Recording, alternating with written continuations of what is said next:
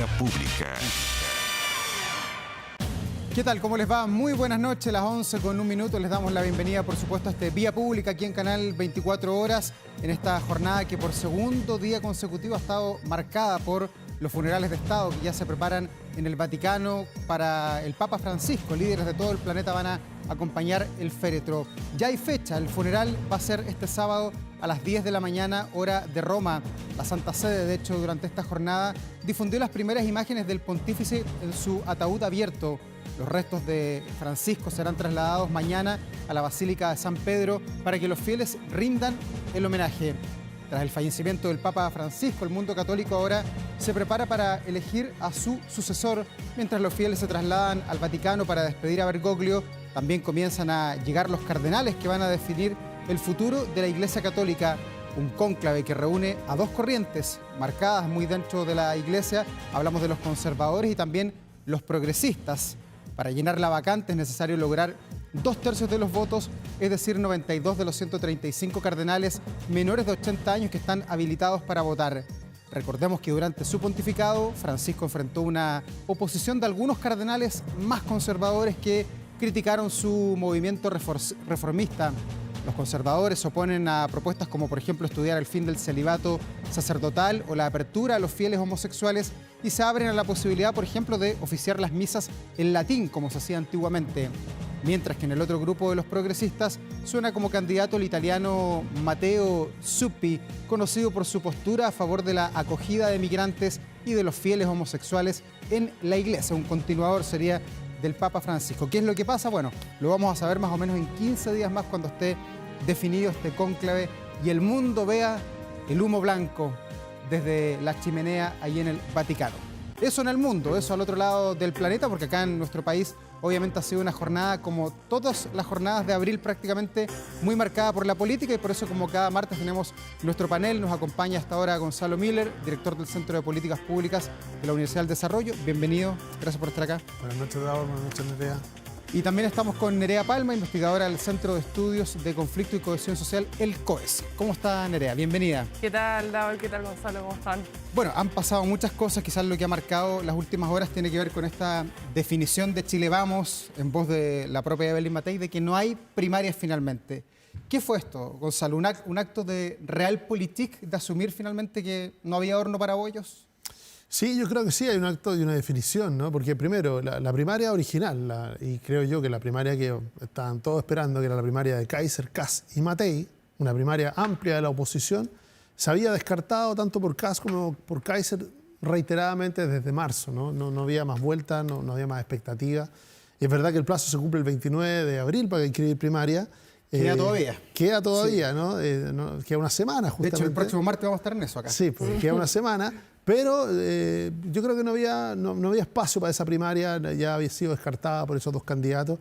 Y por lo tanto, los partidos, creo yo, especularon demasiado con hacer una primaria alternativa, ¿no? Es decir, bueno, si Kast no quería primaria, si Kaiser no querían primaria, de todas maneras podían hacer una primaria dentro de Chile Vamos. Yo creo que eso, que originalmente fue una idea que fue tomando fuerza, no se concretó bien, no hubo espacio. Y la verdad, no hubo espacio básicamente por un detalle, ¿no? Uno se olvida, pero las primarias son un mecanismo en que los partidos le entregan a la ciudadanía la capacidad de decidir, ¿no?, quién es el candidato. Y en este caso, dentro del Chile Vamos, ya había unanimidad en torno a Evelyn Matei. Recordemos las palabras del senador Chaguán, dijo: yo que estoy disponible para competir, pero mi candidata es Evelyn Matei. Todo extraño. Entonces, claro, esas cosas que se vuelven todo un poco bizarro, difícil de explicar. Yo creo que los partidos los tiraron más de la cuenta, hubo demasiada especulación. Y finalmente la decisión de la propia candidata de decirle: ¿sabe qué? No hay primaria, no hay espacio para primaria, vamos todos a primera vuelta, que es lo responsable. Aparece como una decisión correcta y de alguna manera cortar, ¿no?, esa especulación que había en los propios partidos. Y al cortar el tema, el día lunes, ¿Evelyn Matei queda fortalecida o queda debilitada finalmente por todo el enredo que hubo, sobre todo el fin de semana? En general me parece que la oposición, sobre todo en el caso de Chile Vamos, queda un poco enredada en el sentido que es un escenario difícil de explicar. O sea, no era difícil explicar que Kast y Johannes Kaiser no querían primaria y por lo tanto Matei no iba a estar en una primaria en donde estuvieran estos dos candidatos. Eso no era difícil de explicar porque hay una negativa por parte de dos de las partes, de las tres en total. Pero es difícil explicar, intentar impulsar una primaria con candidatos como, por ejemplo, quienes ya conocimos la semana pasada, como por ejemplo Chaguán, que renunció a un partido político y que por lo tanto todo indicaba que a pesar de que Evelyn Matei ya era la candidata de Renovación Nacional, ya era la candidata de la Unión Demócrata Independiente, ya era la candidata de Bópoli, iba a haber una primaria dentro del sector y que después, cierto, reculan en esta decisión. Entonces, me parece que queda enredado y no sale fortalecida ni la candidatura de Evelyn Matei ni Chile Vamos en un episodio en donde evidentemente en la vereda al frente para las primarias no solamente va a haber campaña, va a haber movilización electoral, sino que obviamente la agenda va a estar marcada por lo que dicten en esa primaria y por lo tanto evidentemente no solamente queda en el enredo de la casi primaria de Chile Vamos, sino que adicionalmente no se da la oportunidad para que Evelyn Matei, por ejemplo, que como está liderando las encuestas, siga, por ejemplo, marcando la agenda en lo que esperamos que sea una candidatura que llegue no solamente a primera vuelta, sino que tenga muchas perspectivas para llegar a una segunda vuelta. ¿Y cómo lo ves tú, Gonzalo? ¿El no estar invisibiliza un candidato? Porque claro, está todo muy movido en el oficialismo. Vamos a tener una primaria que dicen que va a ser, decía la candidata Jara, que va a ser simpática, que va a ser en buena onda y que eso se va a tomar la agenda probablemente de mayo y también de junio. El que Evelyn Matei mire esto desde la vereda, ¿la va a perjudicar como candidata? ¿Puede comenzar a bajar quizás en las encuestas que hoy la muestran como puntera? Bueno, es un escenario nuevo. Es un escenario distinto al que se esperaba, ¿no? Al que hubiera dos primarias, una primaria amplia de oposición, una primaria amplia del oficialismo. No se va a concretar ese escenario. Solo hasta ahora, digamos, que queda una semana, y pasan cosas, va a ir solo primaria del oficialismo. Ahora, yo creo que el hecho de que no haya primaria de la oposición, la principal beneficiada es Carolina Toá. ¿Por qué? Quiero explicarlo, ¿no? Porque ella compite electoralmente con Evelyn Matei. Están en fronteras similares. Y por lo tanto, ciudadanos independientes, naturalmente, que hubieran participado en una primaria de oposición, van a verse ahora que pueden influir libremente, y con derecho, porque están invitados por algo, la primaria es legal y amplia, en la primaria del oficialismo. Vemos un triple empate, eso es lo que muestran por lo menos las encuestas en esa primaria entre Vinter, Jara y la propia Toá. Yo sé, tú dices que algunos partidarios de Matei podrían ir a votar en la primaria para favorecer a Carolina Toá, eso es lo que nos estás diciendo. No lo diría como partidarios de Matei, no lo clasifica así, pero gente que está mirando la campaña de Evelyn Matei, que siente cierta adhesión, podrían decirle, bueno, hay una primaria acá y podemos influir. Ya ocurrió en la primaria de Jado y Boric, ¿no? Donde mucha gente fue a votar por Gabriel Boric porque no querían a Daniel Jadwe en la papeleta de primera vuelta. ¿Puede ocurrir algo similar? Yo creo que sí. Son los riesgos de las primarias también. Cuando hay una sola primaria, recordemos que los únicos excluidos de la primaria son los militantes de los otros partidos que no son los convocantes de esa primaria. Pero el resto de la ciudadanía puede participar de esa primaria y puede hacerlo libremente, le van a ofrecer la papeleta y puede elegir quién quiere sea el candidato del oficialismo, si Carolina Toá, Janet Jara o Gonzalo Vinter. Nerea, ¿ves muy sola a Evelyn Matei? Porque se ha criticado mucho que ha tenido una semana y media más o menos con bastantes tropiezos, desde las cámaras de seguridad en el estadio, el tema del golpe de Estado y otros conflictos que ha tenido que están muy abiertos. Y se ha criticado mucho que no tiene equipo, que aparece sola, que no la acompañan muchas veces ni siquiera los presidentes de los partidos. ¿Le llora un generalísimo a esta altura la campaña o no? Bueno, sí, o sea, evidentemente Evelyn Matei está al menos hasta este momento, el 22 de abril, es el periodo más difícil que le ha tocado vivir en esta campaña presidencial y todavía queda un largo camino. Puede que todo sea cuesta arriba de aquí en adelante o puede que de aquí en adelante tenga altos y bajos o un momento bastante, digamos, calmo.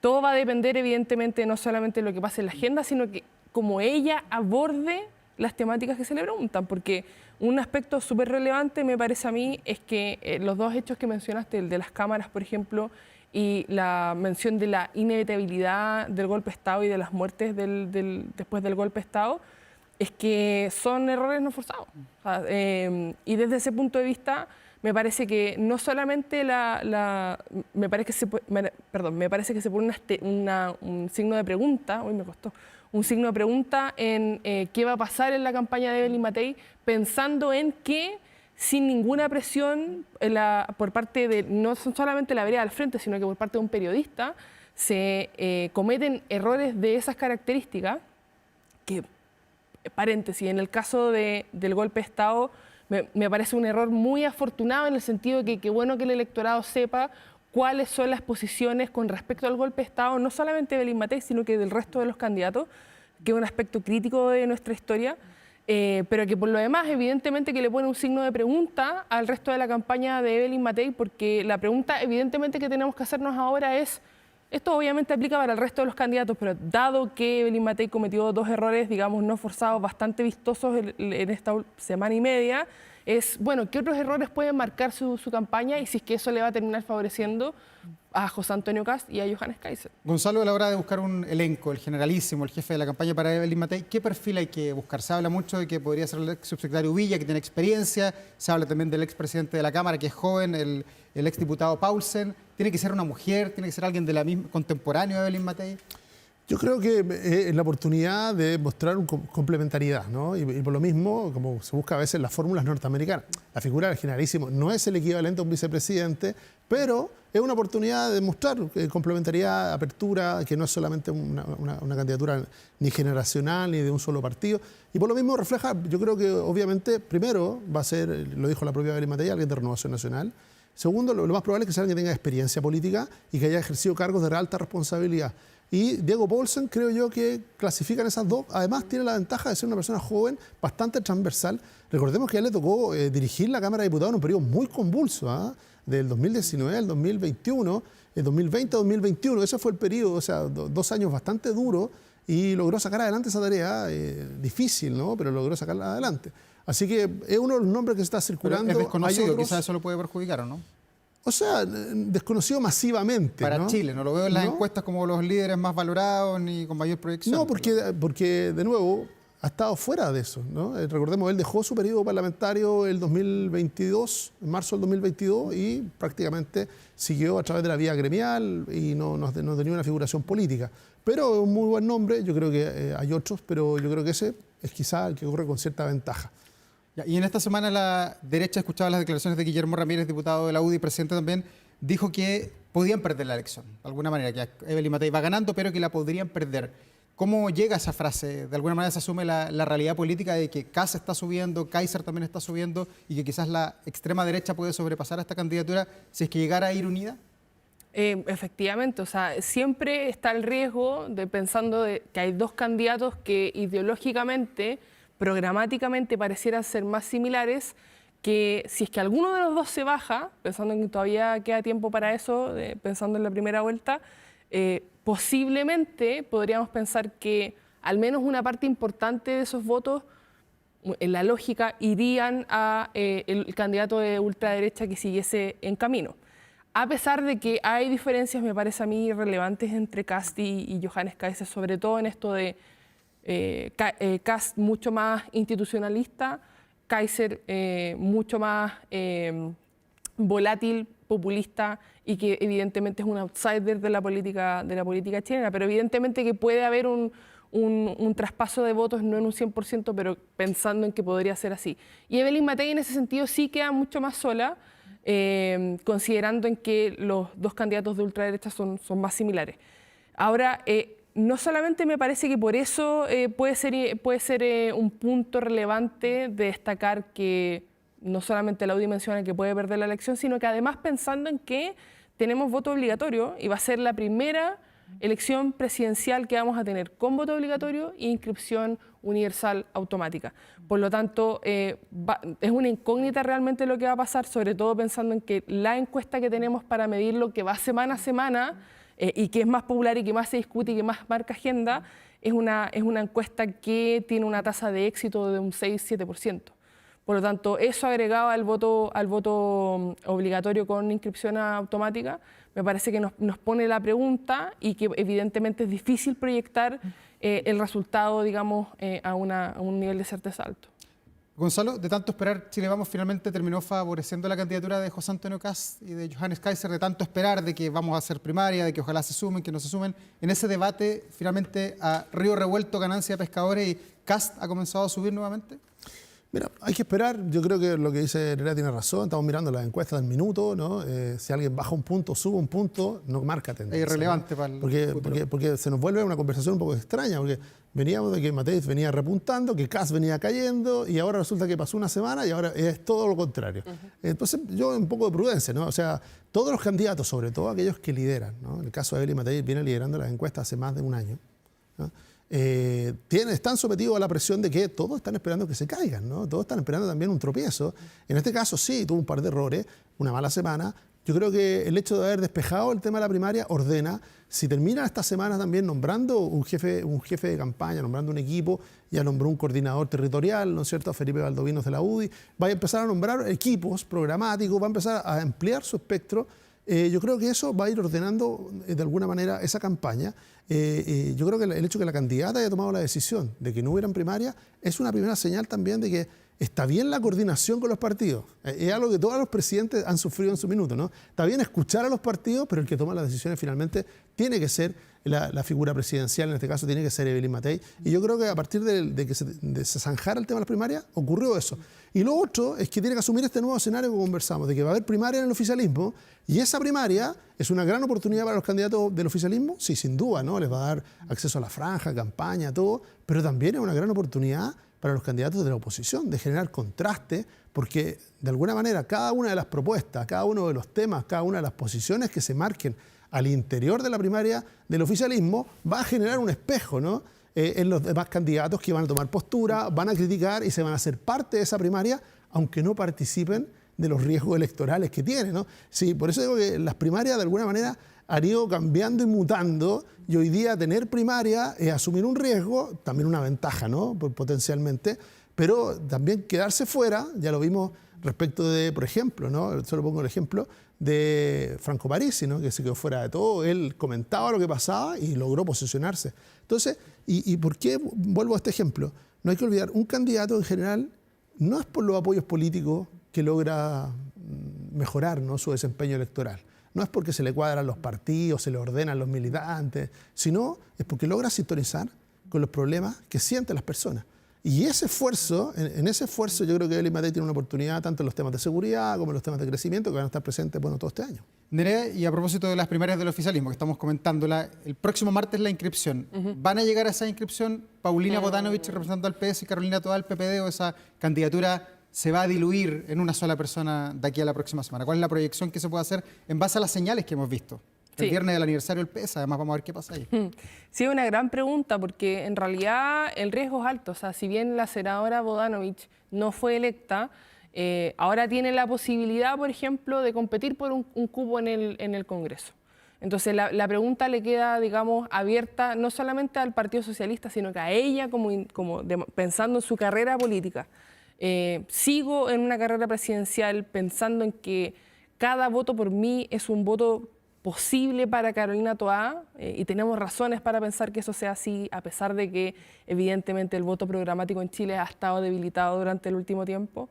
Y me parece que esa pregunta está abierta. O sea, a mí no me queda claro si es que la senadora Bodanovich efectivamente va a llegar a estar en la primaria, pensando no solamente en el Partido Socialista, las decisiones que tienes que tomar, sino que también cómo ha generado esto una trizadura, que yo creo que se puede enmendar, pero una trizadura en el sector de socialismo democrático con el Partido por la Democracia, que ha sido un partido no solamente aliado, sino que es verdad que hermano del Partido Socialista desde la vuelta a la democracia y antes de la vuelta a la democracia. Entonces, desde ese punto de vista, me parece que la decisión no está zanjada, es una decisión relevante, no da lo mismo bajar la candidatura que dejarla evidentemente que triza aún más la relación, pensando no solamente en que habían socialistas que se habían cuadrado ya con Carolina Toá y tuvieron que retroceder cuando no solamente pasó el caso de la senadora Allende, sino que además que Bodanovich subiera su candidatura. Entonces queda la puerta abierta. A mí me parece que por lo menos están las condiciones dadas para que ella baje su candidatura, pensando en que el riesgo es alto es bastante posible que no gane la primaria y se quedaría sin un cupo para competir en el Congreso, lo cual obviamente que perjudica su carrera política en los siguientes años que vienen en Chile. Ya, para determinar ese escenario, Gonzalo, hay que ver qué va a ser también la democracia cristiana, el Partido Radical, si Carolina Toa logra tener todo el cariño y a los partidarios de esos partidos, el PS comienza a quedarse solo y allí quizás sería el escenario para bajar a Paulina Bodanovich, ¿o no? Bueno, el primer paso Porque fue... no ha marcado tampoco en la encuesta. No, y lo conversamos la semana pasada, el martes pasado, decíamos que, por lo menos yo no veo a la senadora Bodanovich con este escenario actual, con lo que marca la encuesta, con el apoyo que tiene, pondría a su partido en un pie imposible, ¿no? En una primaria dentro del oficialismo. Yo no la veo inscribiéndose como candidata en la primaria. Ahora, la manera de bajarse, y tiene razón Nerea, bueno, tiene que cuidar también esa forma. O sea, la propia Carolina Toa... Recordemos que esto partió, ¿por qué? Porque del Partido Socialista se le exigían gestos al PPD, ¿no? Y a la propia Carolina Toa. Y sentían que esos gestos no llegaban, y bueno, finalmente el Partido Socialista tomó su decisión y lanzó a su presidenta como candidata presidencial. Tenemos varias oportunidades para que esos gestos aparezcan, ¿no? No solo en el aniversario del Partido Socialista.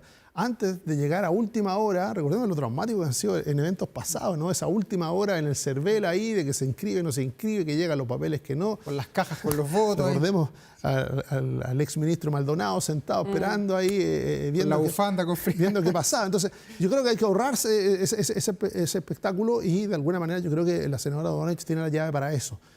Con su propia decisión, no tiene que consultarla prácticamente con nadie dentro del Partido Socialista, porque acaba de ser reelegida con una amplia mayoría como presidenta del partido. O sea, tiene una gran fuerza dentro del partido para tomar esa decisión.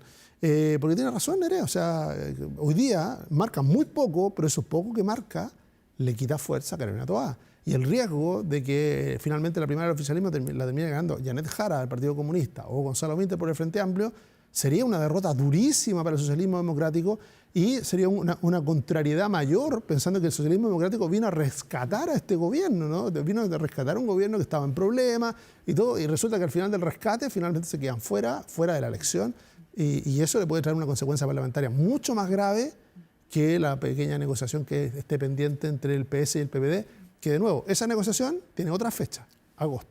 ¿Y cómo han visto la adhesión o el despegue, el separarse del gobierno del presidente Gabriel Boric? Hemos visto que la ministra Jara, el candidato Gonzalo Vinter, han sido más cercanos a mantener la continuidad de lo que ha hecho el gobierno del presidente Boric, pero tanto Paulina Bodanovich en el discurso el otro día dijo que no tenían mucho que ver, que querían hacer un cambio en el eje del país. Carolina Toa dijo algo similar, no sé si tengo acá la frase, el próximo gobierno no será una mera continuidad de lo que hay hoy, es lo que dijo Carolina Toa. ¿Esa estrategia resulta pensando en que alguna de ellas podría ganar la primaria y luego necesitar el apoyo del Frente Amplio y el Partido Comunista, o lo que se diga ahora se cobra más adelante? Andrea.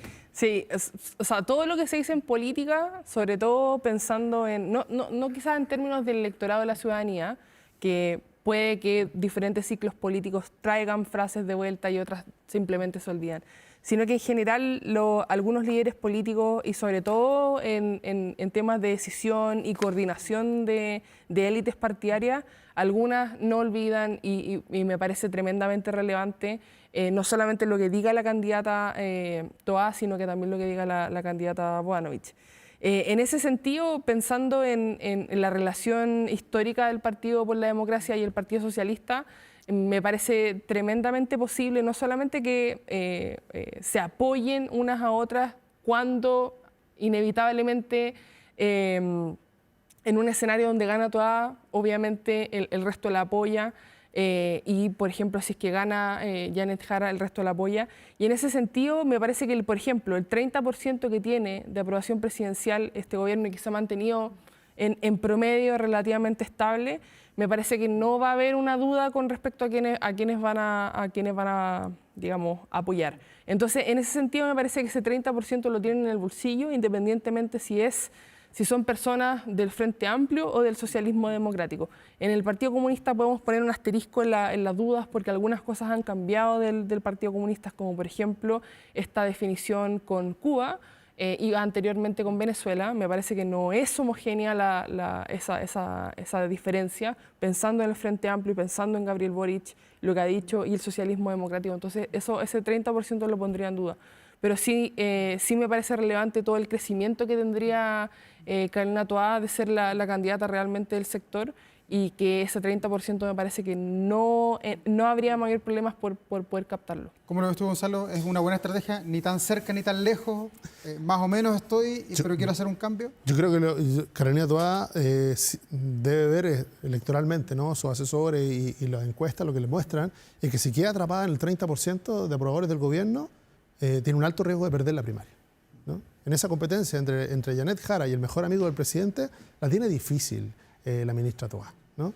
En cambio, si finalmente se da el escenario donde hay una sola primaria el 29 de junio y es la primaria del oficialismo, ella tiene una oportunidad de abrir el discurso, ¿no? De separarse, ¿no? De ir a buscar personas que no aprueban a este gobierno, que en el fondo lo evalúan mal a este gobierno, pero que le reconocen a ella un liderazgo distinto.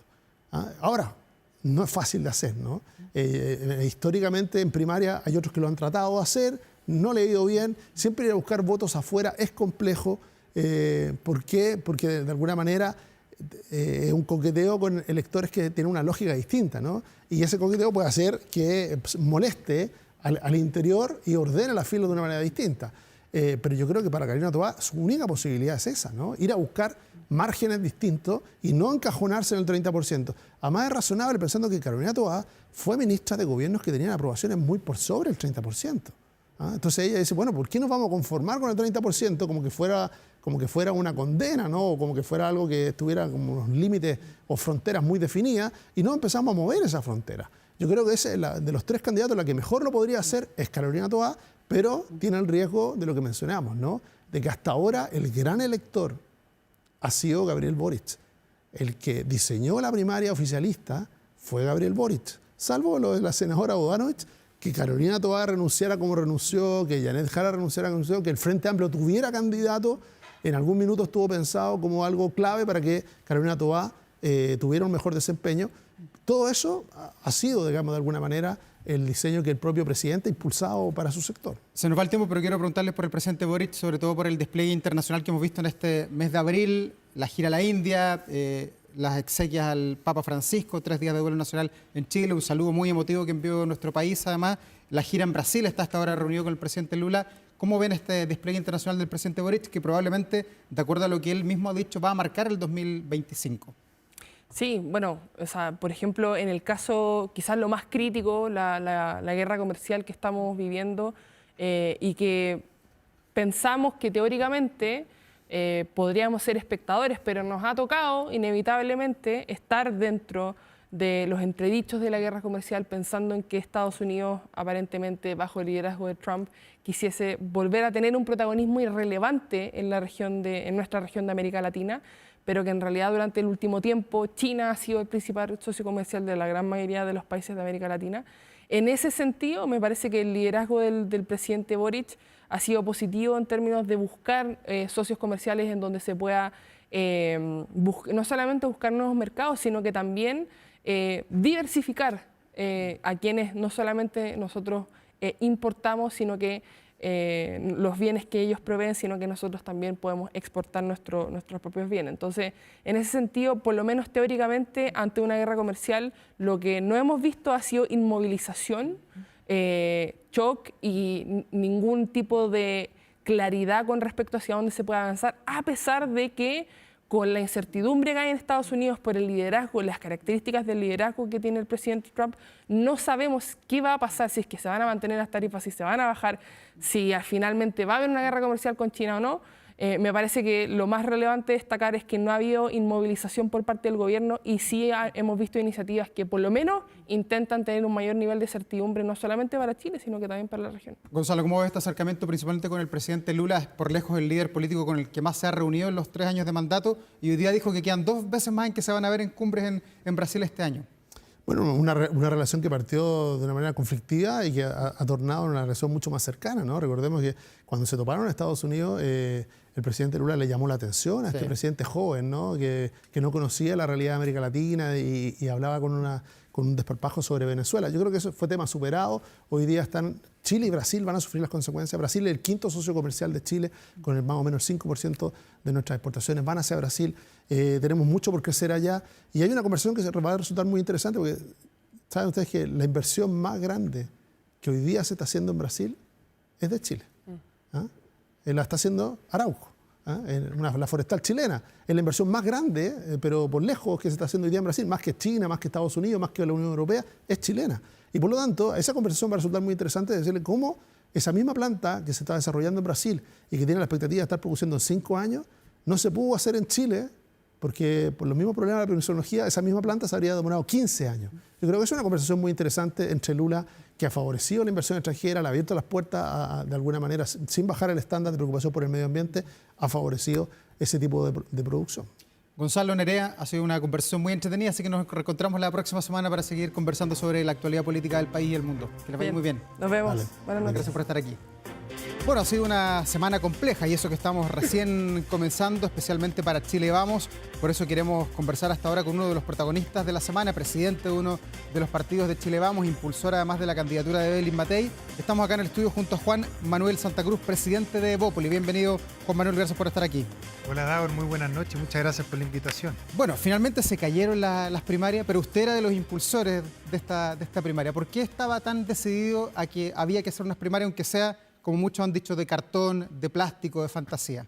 Oye, pero lo primero es que no es que se hayan caído, se tomó una decisión de no hacer primarias y lo que llevábamos discutiendo, conversando durante estos últimos 3 meses era si hacíamos primarias o si no hacíamos, y lo que se zanjó fue de no hacer. Entonces, no es que haya habido acá una postura prehecha de avanzar en una dirección, ¿verdad?, y que eso no se cumplió. Acá lo que estábamos buscando, el propósito de fondo que tenía el hacer primarias, era lograr que en un país que ha perdido gobernabilidad producto de la fragmentación que hay en el Congreso, en las distintas fuerzas políticas, usáramos este mecanismo para que distintos partidos políticos pudieran converger a través de sus distintos candidatos, de sus debates, de contrastar sus ideas, en una propuesta común a través del voto ciudadano en una primaria. O sea, ¿a usted no le parecía extraño esto de tener un candidato que era de RN y que decía, bueno, mi candidata es Evelyn Matei, o alguien de Evópolis que decía, mi candidata es Matei, pero yo estoy acá porque hay que hacerlas para salir en la tele y tomar, en el fondo, los recursos públicos que están involucrados en esto? ¿No le hacía ruido esto, que le hizo mucho ruido a mucha gente? Pero ahora es que precisar una cosa, no hay recursos públicos involucrados en esto, no hay financiamiento como ocurre en el periodo presidencial del segundo semestre o en las campañas parlamentarias. En esto se financia todo con recursos privados, así que eso lo quisiera aclarar al tiro. Pero hay que ir a la elección, hay que hacer los votos, hay que hacer un... No, eso sí, pero acá lo que había era una discusión abierta sobre qué escenario era el que más convenía para darle a Chile un buen gobierno del sector. Si eso es lo que nosotros teníamos en mente, y sobre eso no descartábamos nada en la ecuación, tanto como invitar a otros partidos, que fue lo que hicimos, ¿verdad? Y que eso se cayó por distintos motivos, en algunos casos por voluntad, que no quisieron otros partidos, ¿verdad?, sumarse a esta primaria. En otros casos por temas más bien administrativos, como nos ocurrió con Demócratas. Con ellos había un ánimo de ir juntos a una primaria presidencial, pero ellos no estaban constituidos en todo Chile, y eso no les permitía poder presentar a un candidato a la primaria. Entonces, por anga por manga esa alternativa se cayó. Y luego que lo que estuvimos conversando fue la posibilidad de que candidatos de los mismos partidos de Chile Vamos estuvieran presentes en esta primaria, pero la verdad es que eso rápidamente lo descartamos en Evópolis en particular, toda vez que nosotros hace 4 semanas en nuestro Consejo General habíamos proclamado a Evelyn Matei con un 99% de aprobación. Por lo tanto, en Evópolis no teníamos ninguna duda que esa era nuestra candidata, y deshacer esa decisión era algo que no lo teníamos. ¿Pero usted había hablado considerado. con el senador Cruzcoque, no?, para que sea candidato. Yo hablé con el senador Cruzcoque y con varias personas más del partido. Pero le dijo, puede ser candidato a pesar de que apoyamos a Evelyn Matei, puede ser para tú el conversar, Davor, distintos escenarios. Un escenario posible era que justamente el senador Cruzcoque, dada su experiencia política, su reputación pública, pudiera eventualmente ser un candidato representando al partido, pero en esa misma conversación y deliberándolo también con otros miembros del partido, es que nos dábamos cuenta que no tenía sensatez ese camino. ¿Y quién llevaba estas tratativas? ¿Quién era el que llevaba la voz cantante? Porque esta semana incluso ha dicho en estas últimas horas que habían convocado al humorista Checho Irane, que incluso Evelyn Matei le había dicho si podía ser candidato. ¿Es así o no? Porque hay múltiples versiones. Mire, acá los 4 actores principales son los 3 partidos de Chile Vamos, a través de sus presidentes, más naturalmente nuestra candidata presidencial, Evelyn Matei. Entre esos 4 personajes que hemos llevado esta conversación, Yo en lo personal no participé en ninguna conversación donde Checho Irane estuvo dentro de los escenarios. Todos los escenarios en los que yo estuve involucrado, conversando como posibilidad, siempre consideraban a actores que venían del mundo político y que además representaban una fuerza política porque, como te decía Davor, lo que estábamos buscando detrás de esta primaria era juntar a distintas fuerzas políticas detrás de un proyecto común. O sea, ¿a Checho Irane lo habría invitado la propia Evelyn Matei o nunca lo invitaron? Yo desconozco esas conversaciones, yo no fui parte de ellas y que yo sepa no se le hizo ninguna invitación formal desde Chile Vamos. Ya, ha sido una confusión, ¿no? Porque él dio una versión un día, otra versión otro día, por eso ha sido como tan mediático este tema. Efectivamente, y en eso yo tengo la misma confusión que usted, Davor, porque como le digo, yo no conocí ningún tipo de conversaciones de ese tipo, no fue parte de lo conversado entre los presidentes Chile Vamos y la candidata. Ya, después de todo esto, de esta semana, 8 días, diría yo, tan convulso con el tema de la primaria, también con las declaraciones de Evelyn Matei sobre el golpe de Estado, que Evópolis no las comparte, de acuerdo a lo que han dicho varios de sus parlamentarios, y también en la declaración política que hicieron para los 50 años. ¿Qué tan unida está la derecha? ¿Hay fisuras entre ustedes, la UDI, Renovación Nacional? Todo lo contrario, Davor. La relación que tenemos nosotros, los presidentes de partido, con la candidata es muy fluida, conversamos muy seguido, y es en ese contexto además que podemos abrirnos a discutir cualquier tipo de posibilidad de cara a las estrategias que necesitamos definir para la campaña. Lo que hay acá son distintas opiniones. En un caso como justamente si ir o no a primarias, es algo que es muy debatible. Hay muy buenas razones tanto para hacerlo como no, pero eso no significa que tengamos malas relaciones, todo lo contrario. Es en un contexto de diferencia que administramos la diferencia y que una vez que se zanja y se toma una decisión, como ocurrió el día lunes, ¿verdad?, a través de la decisión que tomó Evelyn Matei, nuestra candidata, es que todos nos cuadramos detrás y estamos todos actuando unidos detrás de esa decisión con fuerza para ir a primera vuelta. Ya, y el no estar, Juan Manuel, el no estar finalmente en la primaria, se inscribe esto el otro martes, el 29 de junio son las elecciones primarias, ustedes no van a estar, lo van a mirar esto por la televisión, probablemente, ojalá por Canal 24 Horas y TVN. ¿Los va a afectar? ¿Va a afectar a la candidatura de Evelyn Matei el no estar en esto que va a ser tan visible? Mira, Davor, esto es una oportunidad como lo vemos nosotros. Algo que yo escucho mucho cuando hablamos, por ejemplo, en juntas de vecinos, en la calle, es que el 95% de los chilenos está aburrido de la conversación política. Y no quiero en esto, por ejemplo, ningunear un programa como este, todo lo contrario. Estoy aquí porque le veo valor a la conversación política, pero lo cierto es que la gran mayoría de los chilenos no ve un programa como este y no está escuchando las discusiones si nosotros vamos o no vamos a primaria. Ellos están urgidos por los problemas de seguridad, por no poder llegar a fin de mes, por los problemas de encontrar trabajo, etcétera. Y la oportunidad que se genera es que no yendo a una primaria, entonces lo que viene ahora es recorrer Chile, en ese contexto escuchar a nuestros vecinos, escuchar a los ciudadanos y desde ahí proponer ideas que tenemos en los problemas más urgentes que tiene Chile. Por lo tanto, eso es una oportunidad para dar a conocer las propuestas que nosotros tenemos de cara a un próximo gobierno que queremos del sector. Juan Manuel, usted es presidente de Evópolis. Hoy día sorprendieron las declaraciones del presidente de la UDI, Guillermo Ramírez, el diputado que dice, bueno, a pesar de que vamos punteando, parafraseo la frase, existe riesgo de que perdamos, existe riesgo de perder. ¿Usted comparte ese diagnóstico que hoy día, estamos a 24, 25 de abril, existe el riesgo de que Chile Vamos, a pesar de estar primero, pierda la elección presidencial? Siempre es un riesgo, Davor. ¿Pero por el desorden? No, no por el desorden, es porque estando todavía tantos meses de la elección, ¿verdad? Quedan, no sé, 6 meses, 7 meses. Quien crea que está la carrera corrida y ganada es un error. La política hoy día cambia mucho y cambia a veces por contingencias, por escenarios que de un día a otro se mueven. Esto lo conoce usted, Davor, en su rol mucho mejor que yo. Y por lo tanto, pensar que hoy día tenemos la carrera ganada sería un tremendo error. Todo lo contrario, hay muchas cosas todavía que pueden pasar por de pronto que el oficialismo defina finalmente a través de primarias quién va a ser su candidato y todo eso nos va a enfrentar a nuevos escenarios a los que tenemos que estar muy atentos.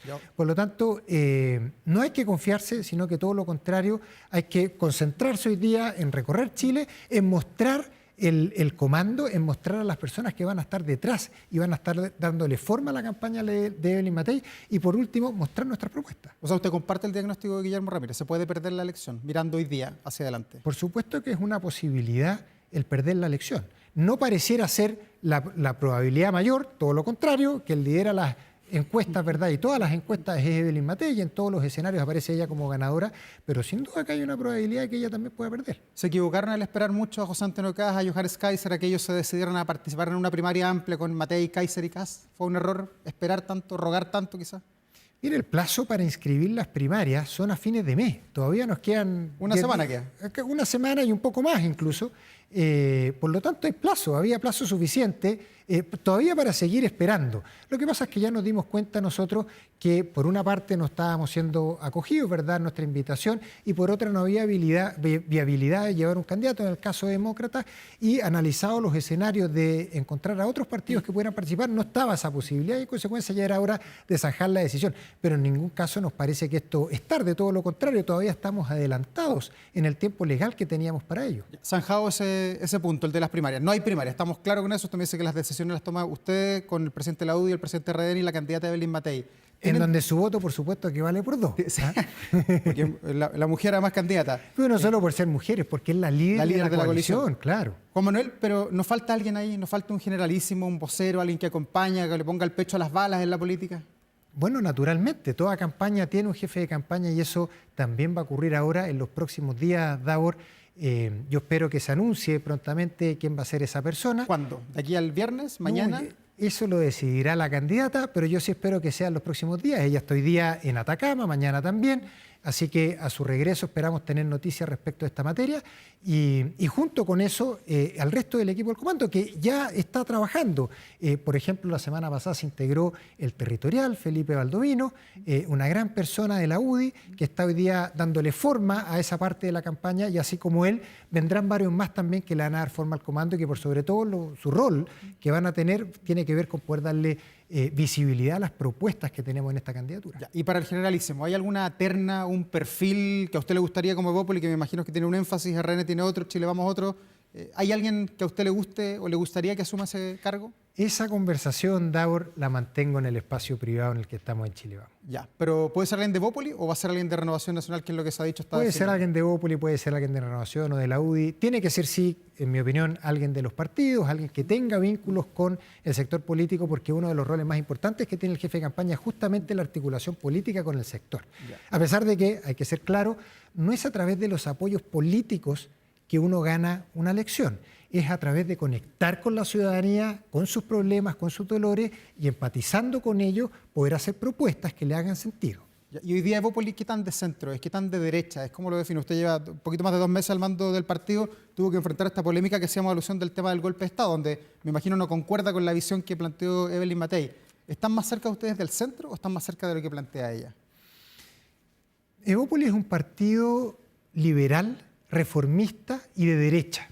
¿Qué significa eso? Nosotros, Davor, estamos porque todas las personas puedan perseguir y desarrollar su propio plan de vida y para eso se requiere que las condiciones mínimas en la sociedad estén presentes para que una persona pueda hacer eso. Segundo, somos reformistas porque nos molesta el status quo y todo lo contrario, nos rebelamos respecto a las cosas que no funcionan y le ponemos urgencia a hacernos cargo de esas cosas. Y tercero, somos un partido de derecha porque compartimos los valores clásicos del sector, como es el orden, el respeto por las instituciones, el respeto por los procesos deliberativos democráticos y el progreso, otro ¿verdad?, valor del sector muy importante, como es justamente la libertad económica, la libertad de emprender, los mercados libres y la economía global abierta. Así es como nos definimos nosotros, Davor, y en ese sentido, el mismo día de esas declaraciones que usted hacía mención el día miércoles pasado de Evelyn Matei, en la tarde ella entrega o presenta un video en donde ella condena justamente las violaciones a los derechos humanos y esa es la versión de Matei con la que nosotros nos quedamos. Nosotros somos un partido con un respeto irrestricto a la democracia y a la condena a los derechos humanos. Ya, pero usted tiene 38 años. ¿El golpe de Estado del 73 fue evitable o fue inevitable? ¿Con qué concepto se queda?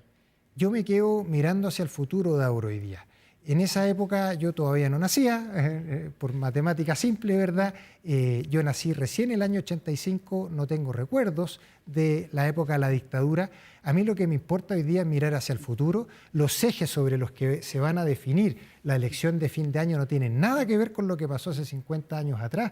Tiene que ver con la incertidumbre, con la inseguridad que viven los chilenos hoy día y quién puede entregar un camino de certezas de cómo nos hacemos cargo de esa incertidumbre, esa seguridad, dando algo que sea de estabilidad y de esperanza sobre el futuro que podemos vivir en un país seguro y en un país mejor. Ya, pero ¿no hay una visión del partido aunque sea sobre ese día, sobre el día del quiebre de la democracia en Chile? Para nosotros, Davor, es claro que las democracias se defienden a todo evento y no hay nada que justifique el rompimiento de la democracia. Juan Manuel Santa Cruz, muchas gracias por estar aquí esta noche. Éxito para lo que queda de semana. Está todo muy ajetreado, así que seguiremos monitoreando varios temas. Gracias a ti, Davor, por la invitación. Buenas noches. Gracias, buenas noches. Y nosotros vamos a la pausa, enseguida estamos de vuelta con más aquí en Vía Pública.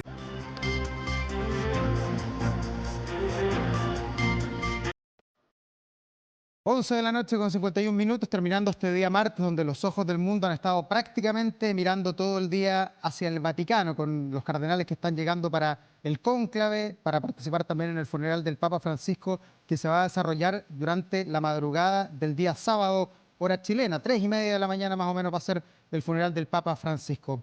Pero hay también otras noticias. Hoy día era una convocatoria del deporte, tanto en Santiago de Chile como en Venezuela. Hoy jugó Colo-Colo, jugó también la Universidad de Chile, ambos por Copa Libertadores. A esta hora en 24horas.cl publicamos el empate de Colo-Colo, que se complica en la Copa Libertadores, y mira de reojo a la Conmebol. El Cacique resignó un amargo empate contra Racing Club por la fase de grupos de la Libertadores, mientras sigue esperando sanciones. De hecho, hoy en el Monumental se jugó a puertas cerradas, no hubo público, solamente a través de la televisión y las ondas radiales pudieron seguir los hinchas de Colo-Colo el derrotero de su equipo, que finalmente empató. Lo mismo la UA en Venezuela, en un partido bien apretado con Carabobo de Venezuela. Finalmente la U pudo rescatar un punto y ya a esta hora viaja de regreso rumbo a Santiago de Chile. ¿Cómo está Santiago? Bueno, aprovechemos a hablar de nuestra capital. Hoy estuvo con una jornada bastante nublada en horas de la tarde y mañana se va a repetir, ¿eh? Nubes en la tarde y mañana que están cada día más frías. Mira, el día viernes, 5 grados de temperatura es lo que nos anticipa Santiago hacia el fin de semana, en un tránsito de este otoño que se ha mostrado poco y nada, pero que va caminando rápido. Abril ya se nos está yendo y vamos a estar pronto ya con los temas más invernales, con la lluvia, con el frío, los virus respiratorios, además, para qué decir cómo están afectando a miles y miles de chilenos. Pero de fondo está Madonna, ¿eh? Usted seguramente ya la escuchó, la logró detectar, porque un día como hoy, pero en 1989, Madonna alcanzaba el número 1 en el Billboard Hot 100 de los Estados Unidos con la canción que estamos escuchando, Like a Prayer, quizás uno de los temas más emblemáticos de toda su carrera. Este single se mantuvo 3 semanas en la cima y también dominó los rankings en Reino Unido y también en varios mercados internacionales. Con Madonna, por supuesto, la incombustible Madonna, despedimos esta edición de Vía Pública. Gracias por acompañarnos. Buenas noches.